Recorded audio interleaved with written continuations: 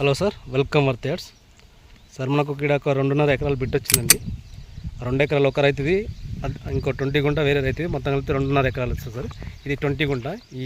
ఈ మడి ఇక్కడి నుంచి 2 ఎకరాలు సార్ రైతుది.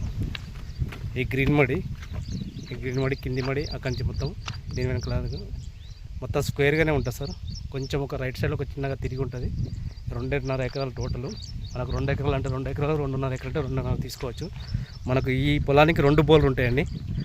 2 బోర్లు, ఒక బోర్ ఫుల్ సక్సెస్, ఒకటి హాఫ్ మామూలుగా వస్తుంది. అంటే మామూలుగా అంటే వర్షాకాలం బాగానే వస్తుంది, ఎండాకాలం కొంచెం తగ్గుతుంది. ఇంకొక బోర్ మాత్రం ఫుల్ పోతుంది, ఎప్పుడు పోతూనే ఉంటుంది.